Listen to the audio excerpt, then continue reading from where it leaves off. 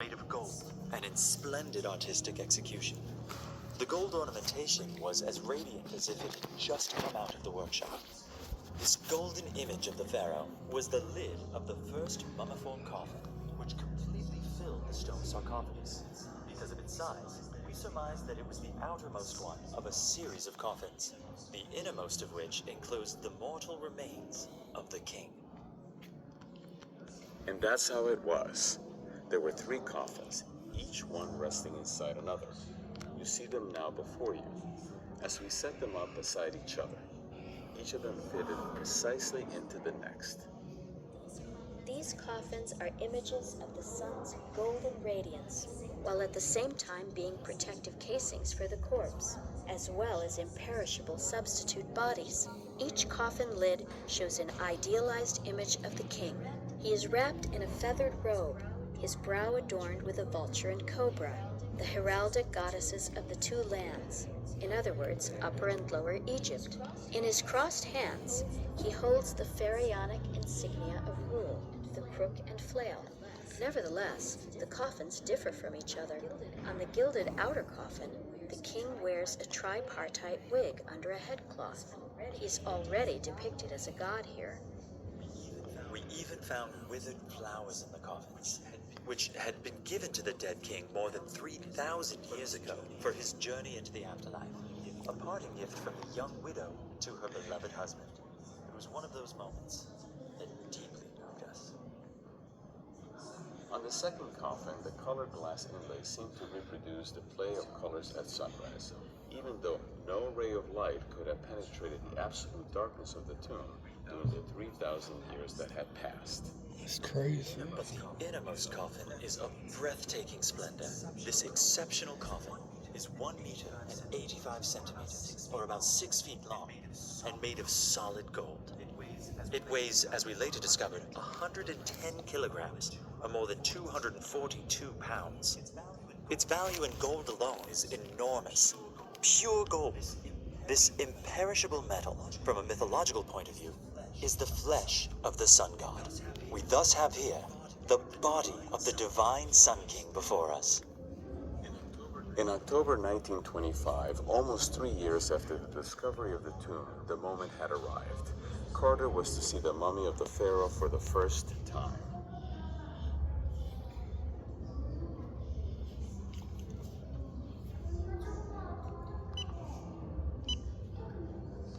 Many thoughts about death and mortality passed through our minds.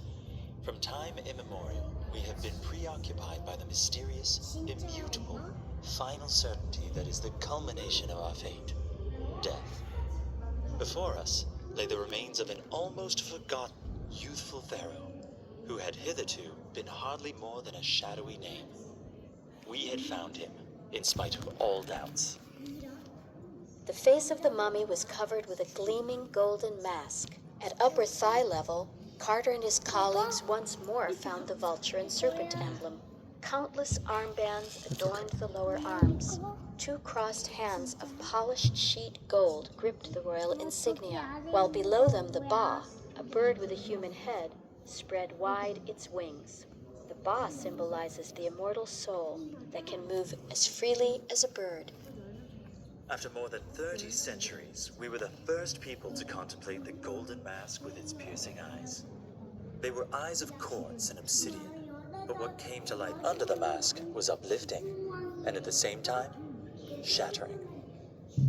The mummy, which was the only one in the whole valley whose rest nobody had so far disturbed, proved to be largely decomposed. It was also covered in a hard, pitch-black substance and completely fused together with the innermost coffin. According to the beliefs of the ancient Egyptians, an undamaged corpse is a requirement of life after death. It was imagined that the soul of the deceased returns to the tomb every night and there reunites with its body. In this way, the person was restored to wholeness as he had been during his lifetime. This belief made the preservation of the body absolutely mandatory, hence the embalming.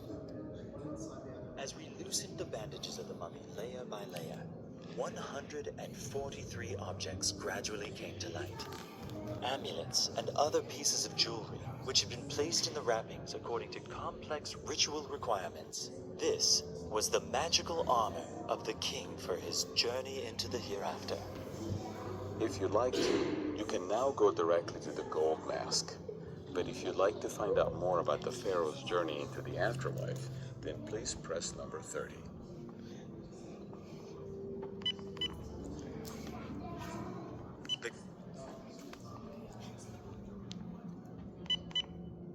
The gold mask, Tutankhamun's face for eternity, shows an expression of haunting sorrow. It tells a harrowing tale of a youth that came to an end all too soon. It's the celebrated face of a world-famous icon, and it's 3,000 years old. The gold mask of Tutankhamun weighs 11 kilograms, or a bit more than 24 pounds, and has a unique and incomparable beauty. It's unimaginably valuable. It covers his mummified face and is now his imperishable countenance for all eternity. Its vivid eyes are fashioned from light-colored quartz, in which shining pupils of obsidian are embedded. At the same time, it represents the face of the sun god. Everything about the king now is sun-like. The mask's nemes, or headdress, is an image of the blue sky with golden sunbeams shining through it.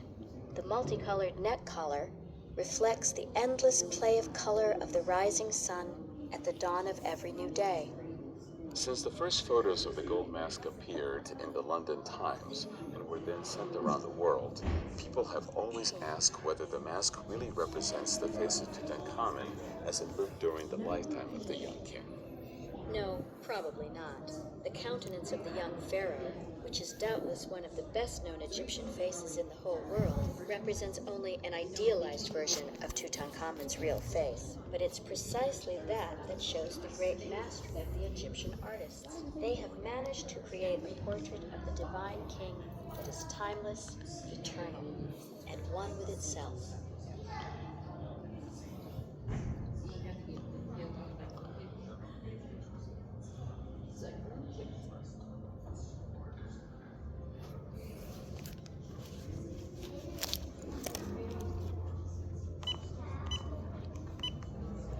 Howard Carter discovered about 100 shaped vultures, falcons, and cobras, as well as heavy pendants, one on top of the other.